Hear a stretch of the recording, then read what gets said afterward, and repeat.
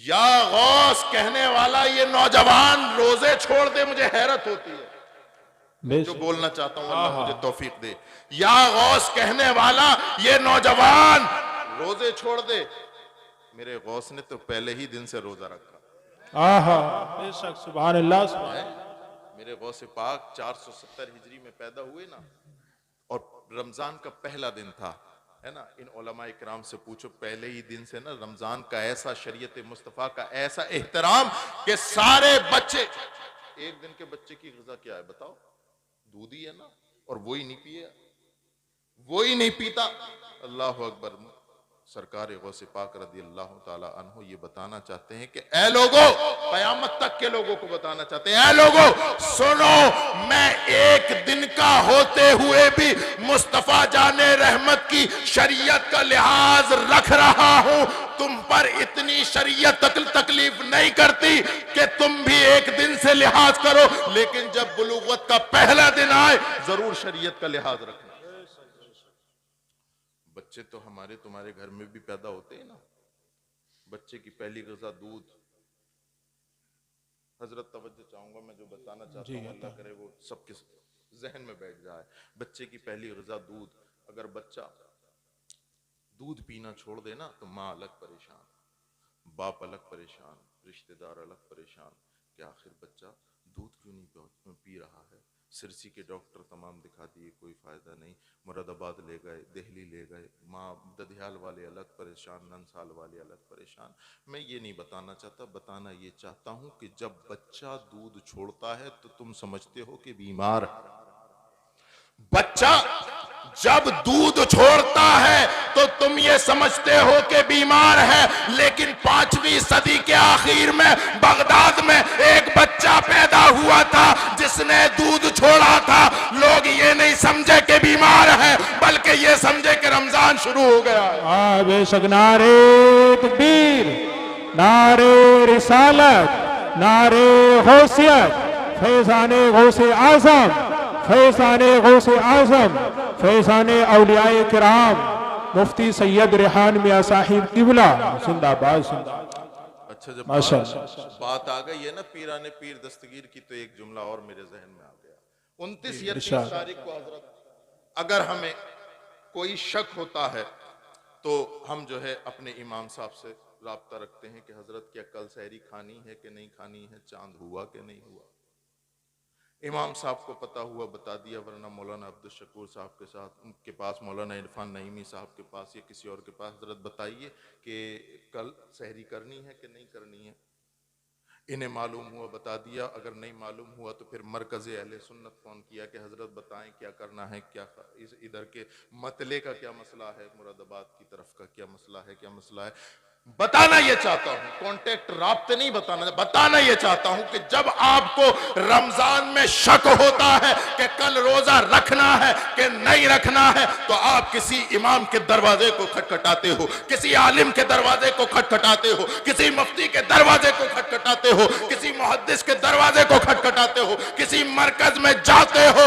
लेकिन अल्लाह अकबर कबीरा, बगदाद में अल्लाह अकबर कबीरा, जब रमजान रखे कि नहीं रखे, सहरी खाए कि नहीं खाए, ये तरद्दुद और शक पैदा होता था, तो बगदाद के लोग किसी मुहद्दिस के दरवाजे पे नहीं, किसी मुफ्ती के दरवाजे पे नहीं, किसी मरकज में नहीं, बल्कि फातिमा उम्मुल खैर की चौखट पे पहुंचते और कहते कि फातिमा उम्मुल खैर बता, तेरे बच्चे अब्दुल कादिर ने दूध पिया है कि नहीं पिया।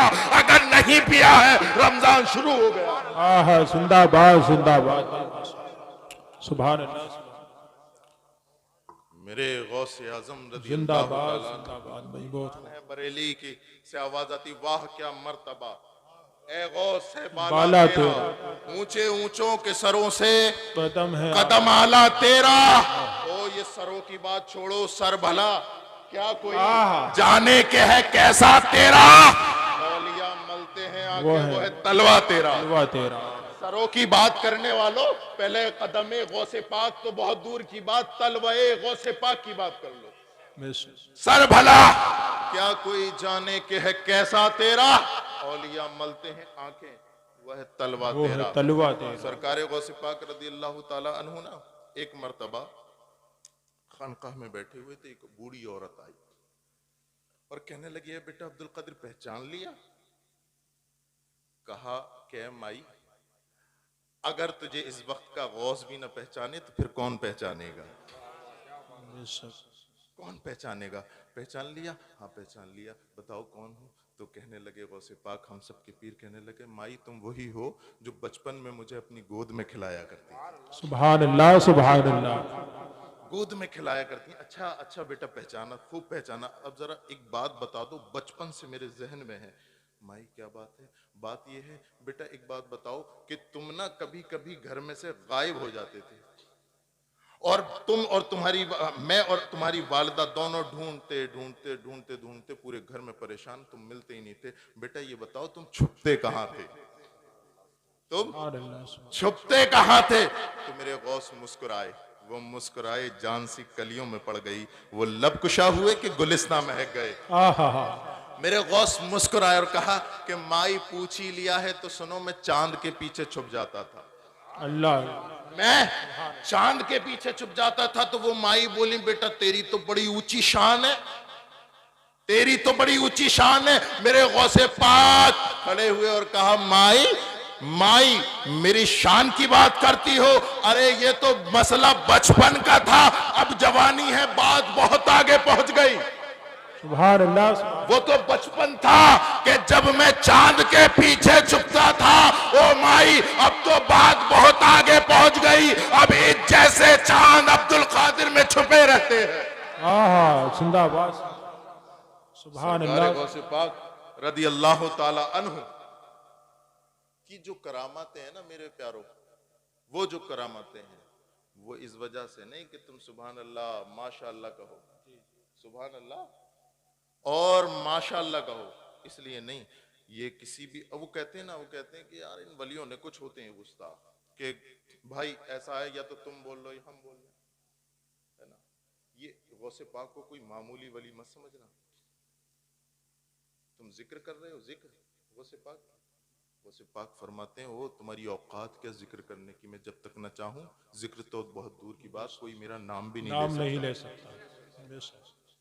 ये कोई ऐसे वैसे वली की, वली तो सब अल्लाह वाले होते हैं, ऐसे वैसे का भी जुमला गलत है। लेकिन ये गौसे पाक की महफिल है, यहाँ गौसे पाक का जिक्र हो रहा है। ये गौसे पाक का जब जिक्र होता तो बड़े बड़े ऊंची मसनद वाले मलाइका भी हाथ बांध के खड़े रहते हैं। बेशक बेशक। हैं?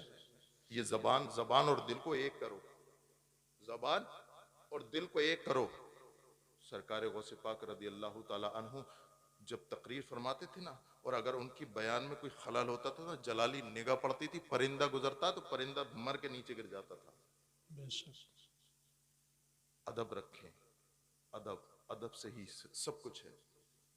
ये जो कुछ मैंने बातें बोली है ना, अगर अदब नहीं है तो सब बेकार है हजरत, और अगर अदब है गौसे पाक का दिल में तो फिर फैजान नस्लों तक जाएगा, बेशक। नस्लों तक जाएगा।